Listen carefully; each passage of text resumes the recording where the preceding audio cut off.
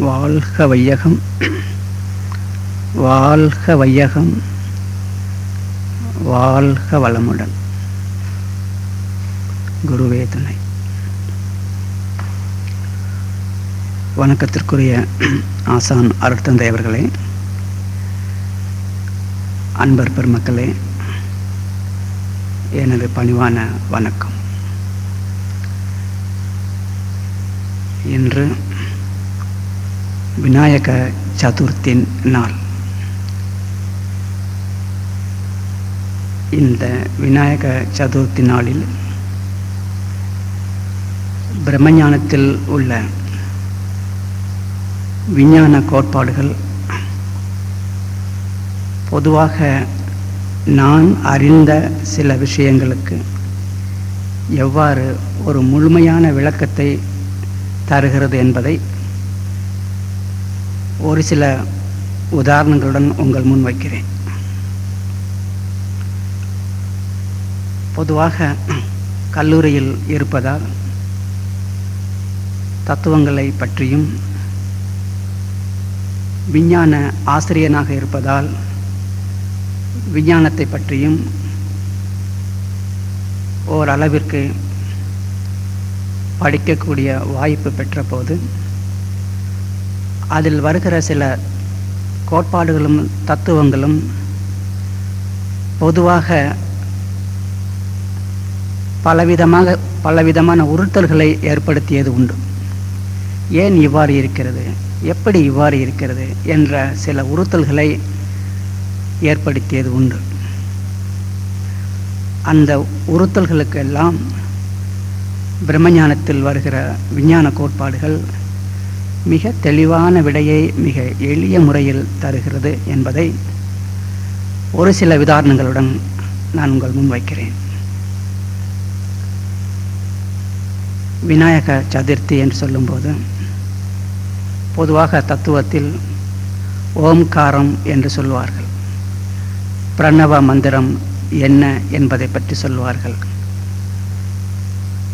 அந்த பிரணவ மந்திரம் ஒரு மாபெரும் ரகசியம். அந்த பிரணவ மந்திரத்தை தனது அப்பனுக்கே போதித்தார் முருகப்பெருமான் என்றும் கூறுவார்கள். அவ்வளவு கடினமானது. வேதங்களை படிப்பதனாலேயோ உபனிஷதங்களையும் பிரணவ மந்திரங்கள் ஓம்காரம் என்று வருகின்றன. சைவ சித்தாந்தத்திலும் அது வருகிறது. என்னதான் இந்த ஓங்கார மந்திரம், பிரணவ மந்திரம், இதன் தாத்பரியம் என்ன என்று கேட்டால் ஒவ்வொரு புத்தகங்களும் ஒவ்வொரு மாதிரியாக சொல்லிக்கொண்டே வந்திருக்கின்றன. என்னை பொறுத்தவரையில் மகரிஷியின் பிரம்மஞானத்தில் எனக்கு ஒரு எளிய விடை இதற்கு. ஓம் என்பது என்ன என்பதற்கு ஒரு எளிய விடை. மகரிஷியின் பிரம்மஞானத்தில் இந்த பிரபஞ்சத்தின் ஆதி நிலையாக நாம் காண்பது சுத்தவெளி, the static or the quivering primordial state. சுத்தவெளி. சுத்தவெளி தனது பரிணாமத்தை ஆரம்பிக்கிறது. சுத்தவெளி தனது பரிணாமத்தை ஆரம்பிப்பதற்கு முதல் கட்டமாக சுத்தவெளியிலிருந்து பிறப்பவை என வேதான்கள், விண்கள். ஆக அந்த விண்கள் இந்த பிரபஞ்சத்திற்கு ஆதாரமாக அமைகின்றன. அந்த விண்களின் கூட்டுதான், அந்த கூட்டில் ஏற்படுகிற அந்த காந்தக்களம், இவை இரண்டும் சேர்ந்ததுதான் இந்த பிரபஞ்சம். ஆக இந்த பிரபஞ்சம் முழுவதற்குமாக ஆதாரமாக விளங்குவது அந்த விண்கள். அந்த விண்கள் பிறந்த இடம் சுத்தவெளி. ஆக விண்களுக்கு நாயகன் சுத்தவெளி. அதிலிருந்து தானே விண்கள் பிறந்தது. விண்களுக்கு நாயகன் சுத்தவெளி. ஆக அதுவே விநாயகன். ஆக சுத்தவெளிக்கு மறுபெயர் விநாயகன், விண்களுக்கு நாயகன். ஆக நான் அறிந்த வரையில் பிரம்மஞானம் விநாயகன் என்றால் என்ன என்பதற்கு ஒரு எளிமையான ஒரு தத்துவத்தை தருகிறது. விண்களுடைய நாயகன் விநாயகன், அதுவே முழு முதற் பொருள். ஞால முதல்வனே விநாயகனே என்பார்கள். ஆக இந்த பிரபஞ்சத்தின் மூலமாக விளங்குகின்ற அந்த சுத்த வெளி, அதை நான் ஒரு விநாயகன், விண்களுக்கு நாயகனாக பார்க்க முடிகிறது. அந்த சுத்தவெளியின் தன்மை, அந்த சுத்தவெளியின் செயல் பரிணாமத்தை ஆரம்பிக்கிறது. அத்தனைக்கும் அது கருவாக இருக்கிறது. சுத்தவெளியிலிருந்து தான் அத்தனையும் வருவதால் அத்தனைக்கும் அது கருவாக இருக்கிறது. திருமூலர் கூறியதைப் போல உருவங்களை படைப்பதும் அதுதான், அத்தனைக்கும் கருவாக இருப்பதும் அதுதான். அதற்கென்று ஒரு உருவம் கிடையாது. உருவன்றியே நின்று உருவம் புனைக்கும், கருவன்றியே நின்று தான் கருவாகும். அந்த சுத்தவெளிதான் அத்தனைக்கும் கருவாகிறது. ஆக அந்த மூலத்தை நாம் விநாயகன், விண்களுக்கு நாயகன் விநாயகன் என்று சொன்னால், அந்த விநாயகன் தான் இத்தனைக்கும் கருவாக அமைகிறான். விநாயகரனுடைய ஒரே தொழில் படைப்பது. ஆகவே அவரது வயிறு எப்பொழுதுமே கர்ப்ப வயிறு. படைத்தலின் சிம்பல் அங்கே வருகிறது. ஆக அந்த விநாயகருடைய தொழில் படைப்பாக இருக்கும் பொழுது அந்த ஓம்கார மந்திரம் என்பது என்ன என்று பார்க்கும்போது, அந்த ஆரம்ப நிலையான அந்த விநாயக நிலை, விண்களுக்கு நாயகமாக இருக்கிற அந்த சுத்தவெளியின் நிலை கியூவரிங் ஸ்டேட். கியூவரிங் என்பது அங்கே ஒரு அதிர்வு, இருப்பு அதிர்வு. இப்பொழுது சற்று முன்னேறம் மகரிஷி கூறினார்கள், அந்த இருப்பு அதிர்வு தான் இத்தனை அதிர்வுகளுக்கு மூலமாக அமைகிறது. அந்த இருப்பு நிலையில் இருந்த அந்த இருப்பு அதிர்வு, அதை ஆங்கிலத்தில் அன்ஸ்ட்ரக் சவுண்ட் என்பார்கள். பொதுவாக சவுண்ட் என்றால் நாம ஒன்றை தட்டும் போது அது சவுண்ட். அங்கு இருப்பது இருப்பு அதிர்வு. யாருமே போய் அதை தட்டி அந்த அதிர்வை ஏற்படுத்தவில்லை. இருப்பு அதிர்வு, அன்ஸ்ட்ரக் சவுண்ட். இந்த விநாயக நிலையில் உள்ள அந்த சுத்த வெளியில் உள்ள அந்த இருப்பு அதிர்வு, அதை தான் ஓம்காரம், தி அன்ஸ்ட்ரக் சவுண்ட். அதை ஓம்கார நாதம் என்று சொல்லுகிறோம். ஆக ஓம்காரம் என்பதற்கு, அந்த ஓம்கார நாதம் என்பதற்கு, தி அன்ஸ்ட்ரக் சவுண்ட் என்பதற்கு இந்த கியூவரிங் ஆஃப் த சுத்தவேலி என்பதை எளிதாக புரிந்து கொள்ள முடிகிறது. ஆக தத்துவங்கள் அனைத்துமே இந்த பிரம்மஞானத்தில் எளிதாக சுருக்கி வைக்கப்பட்டிருக்கின்றன. அதே சமயத்தில் நான் விஞ்ஞானத்திற்கும் வருகிறேன். என்னுடன் நண்பர்கள் இருக்கிறார்கள், பௌதிகம் பயின்ற நண்பர்கள் இருக்கிறார்கள். விஞ்ஞானத்தில் ஒரு கோட்பாடு வருகிறது. அந்த கோட்பாடின் படி வருகிற சில விடைகள் எத்தனையோ நாட்கள் விஞ்ஞானிகளை உறுத்தியதும் உண்டு. அந்த கோட்பாடு மிக சாதாரணமானது. இதுதான் அந்த கோட்பாடு. ஒரு அறை இருக்கிறது என்று வைத்துக்கொள்வோம். ஒரு க்ளோஸ்டு பாக்ஸ், ஒரு அறை இருக்கிறது. அறைக்குள் ஒன்று அடைபட்டு இருக்கிறது. கேஸ் அல்லது லைட் என்று வைத்துக்கொள்வோம். அதற்குள் அடைபட்டு கொண்டிருக்கிறது. இப்பொழுது ஒரு கேள்வி, அந்த க்ளோஸ்டு பாக்ஸில் இருக்கிற மொத்த எனர்ஜி எவ்வளவு? ஒரு க்ளோஸ்டு பாக்ஸ் என்று எடுத்துக்கொள்கிறோம். அதற்குள் ஒரு பொருள் அடைபட்டு இருக்கிறது. அதனுடைய மொத்த எனர்ஜி எவ்வளவு? The total energy of the system என்று சொல்லுவார்கள். அது எவ்வளவு என்று கால்குலேஷன் போட்டால் அதற்கென்று ஒரு சாமியம் வரும். The total energy of the system, அதற்கென்று ஒரு சாமியம் வரும், ஒரு ஈக்குவேஷன்ஸ் வரும்.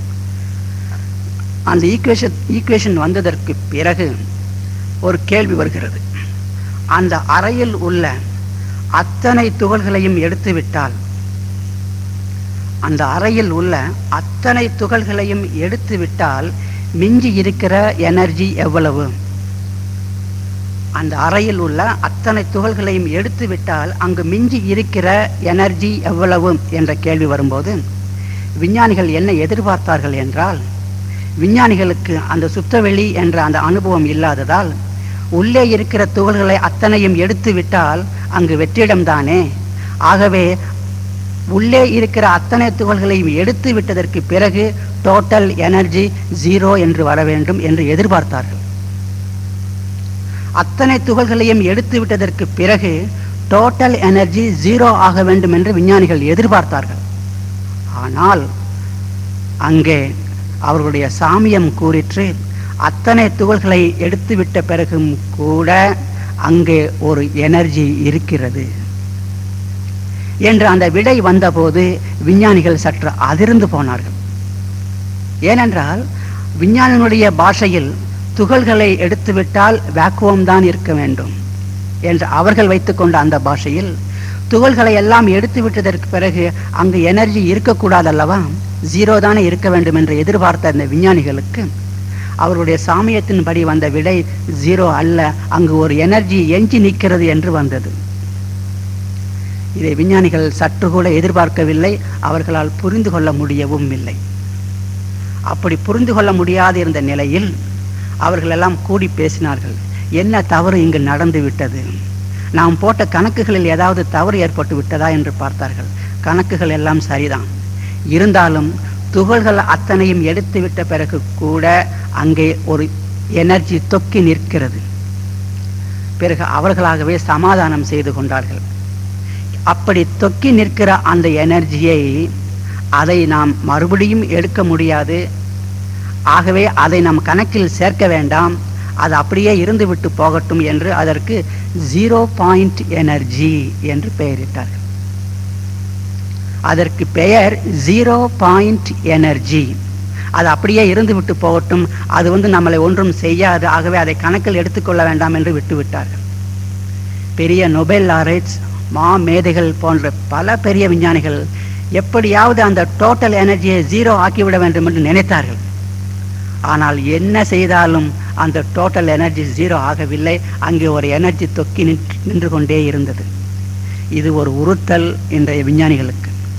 இதற்கு இப்பொழுது விடையாக வருகிறது, ஏன் அங்கே அந்த எனர்ஜி தொக்கி நிற்கிறது என்றால், அந்த கியூரிங் ஸ்டேட்னுடைய எனர்ஜி, அந்த இருப்பு நிலை எனர்ஜி, நமக்கும் அப்பாற்பட்டு நிற்கிற அந்த இருப்பு நிலை அதிர்வினால் ஏற்படுகிற அந்த எனர்ஜி, அதுதான் அங்கே அங்கு தொக்கி நிற்கிறது. ஆக இப்பொழுது my mind is relaxed and very clear. இதற்கு முன்பாக ஒரு உறுத்தல், எப்படி அத்தனை துகள்களையும் எடுத்துவிட்ட பிறகும் அங்கே எனர்ஜி இருக்க முடியும் என்ற உறுத்தல் இருந்து கொண்டே இருந்தது. இப்பொழுது ஐ ஆம் கிளியர். ஏன்? Because there is always a vibration there, inherent vibration there, quivering there, which cannot be removed. அந்த நாம் அதை அகற்ற முடியாத அந்த அதிர்வு நிலைதான் அங்கே தொக்கி நிற்கிறது என்ற அந்த 0 பாயிண்ட் எனர்ஜி என்பதற்கான விளக்கம் இங்கு நமக்கு வருகிறது. இது ஒரு புறம். இன்னொரு பக்கம் வரும்போது, இன்றைய விஞ்ஞானத்தில் 2 முனைகள் இருக்கின்றன. ஒன்று காஸ்மாலஜி, இந்த பிரபஞ்சம் முழுவதையுமே படிக்கிற ஒரு காஸ்மாலஜி, பிரபஞ்சவியல் என்று சொல்லுகிறோம். இன்னொரு முனையில் துகளை மட்டுமே படிக்கிற ஒரு பௌதிகம், அதை பார்ட்டிகிள் பிசிக்ஸ் என்று சொல்லுவோம். ஒரு துகளை மட்டும் படிப்பது பார்ட்டிகிள் பிசிக்ஸ். இந்த பிரபஞ்சத்தையே படிப்பது காஸ்மாலஜி. இன்றைய விஞ்ஞானிகளுக்கு ஒரு சிக்கல், இந்த பிரபஞ்சவியல் முழுவதுமே படிக்கும்போது அங்கு வருகிற விஞ்ஞான கோட்பாடுகள் வேறு, அதை மேக்ரோ பிசிக்ஸ் என்று சொல்லுவார்கள். அங்கு வருகிற விஞ்ஞான கோட்பாடுகள் விதிகள் வேறு, அது மேக்ரோ லாஸ் என்று சொல்வார்கள். அதே சமயத்தில் பார்ட்டிகிள் லெவலில் போய் இந்த பிரபஞ்சத்தின் ஆரம்பமான பார்ட்டிகிள் லெவலுக்கு போகும்போது அங்கே வருகிற பிசிக்ஸுக்கு மைக்ரோ பிசிக்ஸ் என்பார்கள். அதனுடைய கோட்பாடுகள் தனி.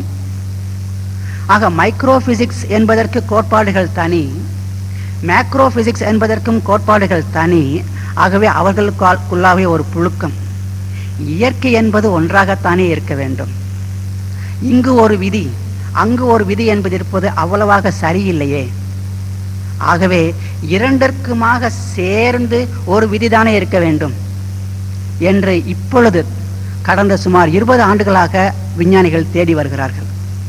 ஆக இங்கு ஒரு பார்க்கும்போது காஸ்மாலஜிக் என்று ஒரு விதி, இங்கு குவாண்டம் என்று சொல்லுகிறோம், பார்ட்டிகல் லெவல், சிறு குவாண்டம், இதற்கென்று ஒரு தனி விதி இருக்கிறது. இது சரியல்ல. we are not understanding their nature in the proper way.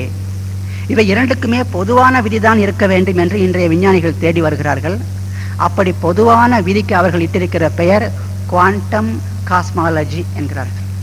Quantum cosmology, காஸ்மாலஜிக்கும் குவாண்டத்துக்கும் பொதுவான ஒரு விதி வர வேண்டும் என்று அவர்கள் இன்று தேடி வருகிறார்கள்.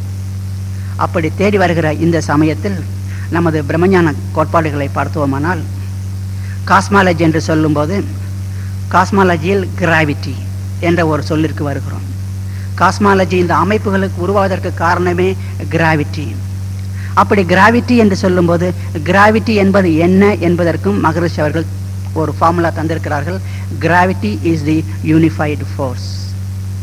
ஆக இந்த பிரபஞ்சம் முழுவதுமாகவே மேக்ரோ பிசிக்ஸ் பிரபஞ்சம் முழுவதுமாகவே ஆக்கிரமித்துக் கொண்டு அதை இயக்கிக் கொண்டிருப்பது யூனிஃபைடு ஃபோர்ஸ்.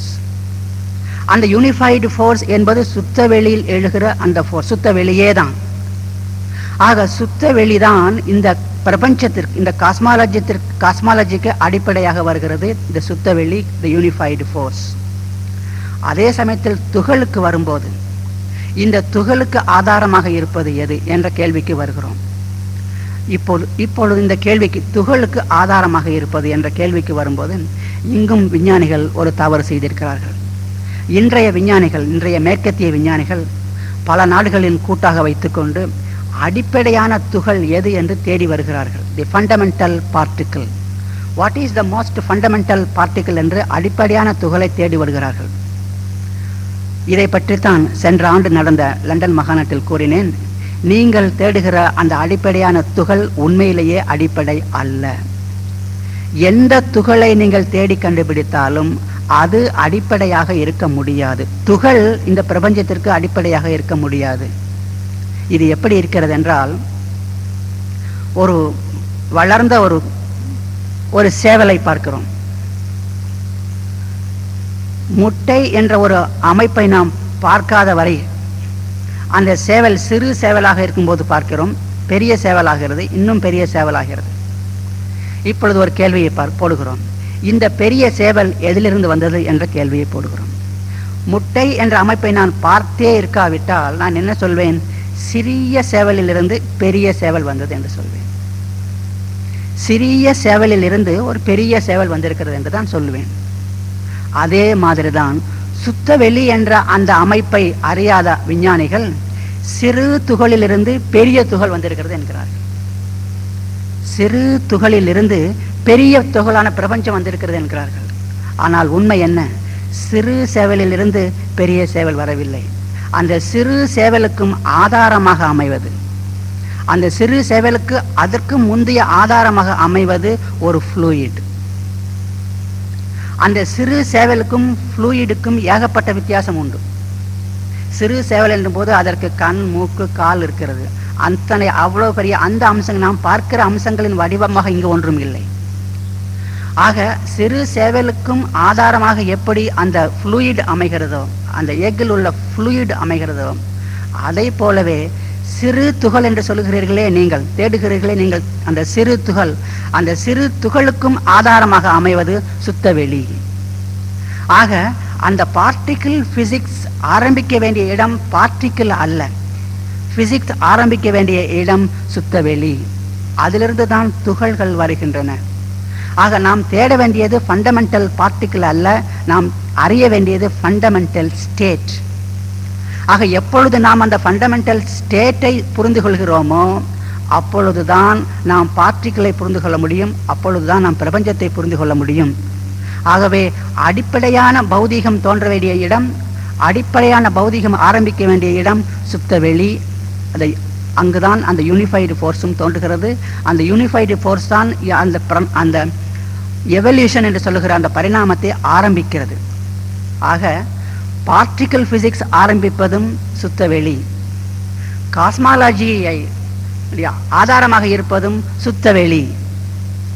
ஆக எங்கு விஞ்ஞானிகள் எதை தேடிக்கொண்டிருக்கிறார்கள்? பார்ட்டிக்கிளுக்கும் காஸ்மாலஜிக்கும் பொதுவான நிலையை தேடிக்கொண்டிருக்கிறார்கள். இரண்டுக்கும் பொதுவான ஒரு விஷயை தேடிக்கொண்டிருக்கிற இந்த காலகட்டத்தில் மகரிஷி அவர்களின் பிரம்மஞானத்தில் அந்த இணைப்பு தானாகவே வந்துவிடுகிறது. பார்ட்டிக்கிள் பிசிக்ஸிற்கும் காஸ்மாலஜிக்கும் அடிப்படை ஆதாரமாக இருப்பது ஒன்றே ஒன்றுதான், அது சுத்தவெளி. ஆக சுத்தவெளி என்ற தத்துவத்தை நாம் அறிந்து கொள்ளும் போது பார்ட்டிக்கிள் பிசிக்ஸையும் புரிந்து கொள்ள முடியும், அதே சமயத்தில் காஸ்மாலஜியையும் புரிந்து கொள்ள முடியும். ஆக இன்று எதையெல்லாம் விஞ்ஞானிகள் தேடிக்கொண்டிருக்கிறார்களோ அவைகளுக்கெல்லாம் ஒரு ஆதாரபூர்வமான விடையாக வருகிறது சுத்தவெளி தத்துவமான அந்த பிரம்மஞானம். இன்னொரு காலகட்டம் வரும்போது இந்த சுத்தவெளி பரிணாமத்தை ஆரம்பித்து விண்களாக தோன்றுகின்றன. விண்களின் கூட்டு, இரு வேதான்கள் அங்கு கூடும்போது ஒரு அமைப்பு உருவாகிறது. ஆக அந்த அமைப்பு உருவாகுவது எப்படி உருவாகிறது? ஒரு வேதான் சுழற்சி அடைந்து கொண்டிருக்கிறது, இன்னொரு வேதானும் சுழற்சி அடைந்து கொண்டிருக்கிறது. ஆக அந்த இரு வேதான்களையும் சுற்றி இருக்கிற சூழ்ந்தழுத்தம் நெருக்குகின்றன. ஆனால் அந்த வேதான்கள் சுழற்சியினால் அங்கு ஒரு விரிவலைகள் ஏற்பட்டு அங்கு ஒரு தள்ளு விசை வருகிறது. ஆக அந்த தள்ளு விசை அந்த சுழற்சியினால் வருகிறது, ஒரு இறுக்கமான விசை சுத்த வெளியினால் வருகிறது. ஆக இரண்டுமே சேர்ந்து கடைசியாக ஒரு வேதான் டிஸ்டன்ஸை அதை விட்டு வெளியே போகவும் முடியாது, ஏனென்றால் அந்த விசை தள்ளுகிறது. அருகில் வரவும் முடியாது, மிக அருகில் வரவும் முடியாது, ஏனென்றால் இங்கு தள்ளு விசை வருகிறது. ஆகவே ஒரு பேலன்ஸ் ஏற்பட்டு ஒரு வேதான் மற்றொரு வேதானை சுற்றி வர ஆரம்பித்து விடுகிறது. அங்கு ஒரு அமைப்பு ஏற்பட்டு விடுகிறது. அப்படி அமைப்பு ஏற்படும் போது அந்த இரண்டு வேதான்களுக்கும் இடையில் என்ன இருக்கிறது? அங்கு சுத்தவெளி இருக்கிறது. இந்த விரிவலைகள் அங்கு இருக்கின்றன. இந்த சுழற்சியினால் ஏற்படுகிற அந்த யோகான்கள் அந்த சுத்தவெளியை கரைந்து அங்கே மேக்னட்டிசம் வருகிறது. ஆக ஒரு அமைப்பு உருவாகும் போது அங்கே ஒரு மேக்னட்டிசம் வந்து விடுகிறது. ஆக அமைப்புகள் எங்கெங்கெல்லாம் உருவாகின்றனோ அங்கே வேதான்கள் வருகின்றன. அவைகளுக்கிடையே மேக்னட்டிசம் என்ற காந்தமும் வருகிறது. ஆக அந்த அமைப்புகளும் காந்தமும் சேர்ந்துதான் இப்பிரபஞ்சம் என்று பார்க்கும்போது, இப்பொழுது இதை விஞ்ஞான பூர்வமாக பார்க்கும்போது ஒரு அணு என்று எடுத்துக்கொள்ளலாம். ஒரு அணுவில் அங்கு உள்ள புரோட்டான்களின் எண்ணிக்கை, அங்கு உள்ள எலக்ட்ரான்களின் எண்ணிக்கையை பொறுத்து, அங்குள்ள அந்த எண்ணிக்கைகளை பொறுத்து அங்கு ஒரு காந்தம் வருகிறது.